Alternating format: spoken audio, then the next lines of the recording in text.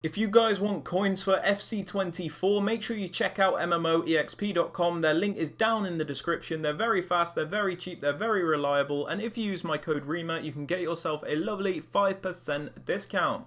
So what's up guys, it's Ash here and welcome back to a brand new video. I hope you guys are all having a fantastic day so far. Yeah, we're back with another tactics video today. Obviously we couldn't post one yesterday because of the gameplay issues that were present. Link to the video in the top right hand corner of the screen if you haven't seen that. It was absolutely mental. But yeah, today we're back with another video. I hope you guys like these tactics. I hope they help you out during Team of the Year. And yeah, let's get into it guys.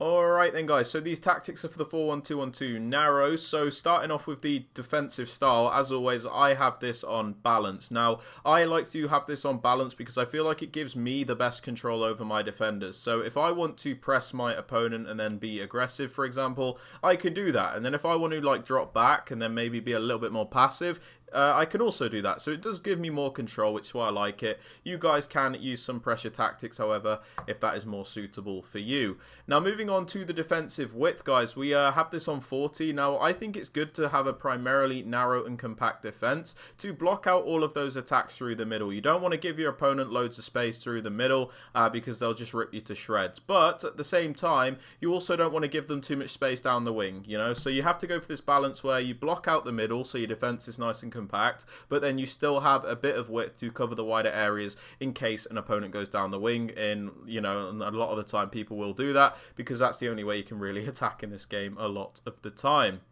Moving on to the depth, guys, there are a few different options you can use. One of the most popular ones is to use the 71 depth. This will give you that automatic press from the AI. A lot of people like this. The game basically defends for you. It's very aggressive, makes it very difficult to attack through the middle when your opponent is using this. Now, 71 depth is good for some players, but for somebody like me that likes to manually defend as much as possible, this isn't always the best option because it doesn't give me that control that I need. So I prefer something like 60 where I can still have that higher defensive line, but I have more control over my defenders and can press when I want to, as opposed to the game just doing it all the time. If this is still too high for you, you guys can feel free to lower that, and that is absolutely fine. Just pick something that you are comfortable with. Build-up play, guys, we have this on balanced. Does give you the most controlled and the most varied form of build-up, in my opinion. If you want to play slow, for example, you can, and then if you want to speed up and play a little bit quicker, you can also do that. So balance does give you the most variety in your attack and makes it much more fluid, in my opinion, guys. Moving on to chance creation, this one is very important in my opinion, and I highly recommend direct passing. The reason direct passing is so important is because it's the only setting which will allow you to break through those park the bus defenses consistently. So when you use direct passing, your attackers will commit these runs, right? The defender will then follow that run that the attacker makes, and then after the defender's committed, the attacker will track back so you can cut back to them. So there'll be a bit of space there. It's a bit of a boring tactic, don't get me wrong, but it is very, very effective. Your attackers also often back up against the opposition defenders so they can isolate a specific player and take them on in a 1v1. So this tactic is very, very important in my opinion, guys. Moving on to the attacking width, obviously we have this higher than we would in previous years because you still have to utilize the wings at some point. I have the width on 52 just so it gives a bit more space between my center mids, mainly when I'm attacking. When you have a crazy low width in this game, your centre mids are like in this formation, they're very close together and it can be hard to play through the middle sometimes, but when you up that width they're a little bit further apart and it makes it a bit easier to attack with this formation in this game. Usually on previous games I'd lower this width, but in this one I still use that higher width, so we can still play narrow but we have a bit more width to the attack as well. For the players in the box, guys, we have this on 6. This is so we can get a few players into the box, of course, so we can finish off those chances, but we don't overcommit absolutely everyone to the point where if we lose out on possession we're not always going to get counter-attacked, but again you can switch this up if you want to. Corners and free kicks, guys, I have these both on 1. This is a preference thing, you can pretty much use whatever you want with that. I wouldn't suggest going all the way though, as you know you're going to get counter-attacked, but yeah. Now, moving on to the player instructions, guys. On both of the strikers, we have them on stay central and get in behind. Now, the reason we have them on stay central, of course, is we don't really want them drifting out wide. You know, they are our strikers, so we primarily want them to be in the middle so they can be as reliable as possible and get a little bit lost on balance width. And I still see quite a few people using this consistently, and I don't really recommend it in the current state of the game. So stay central and then get in behind so we can utilize their pace to obviously get in behind the high defensive lines, which people like to use. Gets you very many chances switches, and yeah, it makes it easier to attack in the state of this game. If this is feeling a little bit too one-dimensional for you guys, you can switch one or two of them to mixed attack, and then you'll have a bit more like flow in the build-up. They'll get more involved, and they won't always obviously make those runs in behind, but it's all about what you want to use.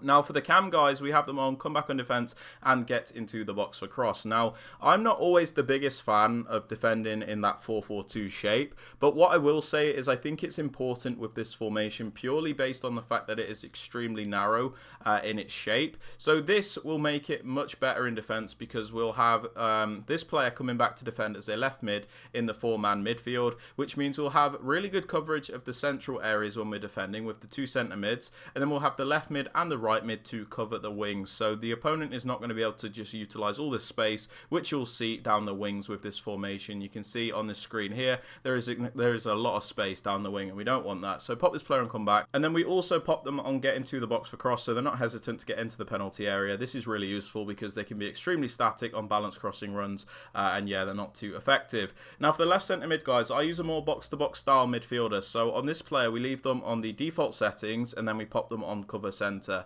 We pop them on the default settings because we don't really want to restrict them all that much. You know, they're a box to box, they're meant to attack, they're meant to defend, they're meant to have a bit of a free roll, so we don't want to restrict them. We just let them do whatever they want to do. The only important thing is that we pop them on cover centre so that they actually do defend as one of the centre mids in the 4-4-2 shape when we are defending.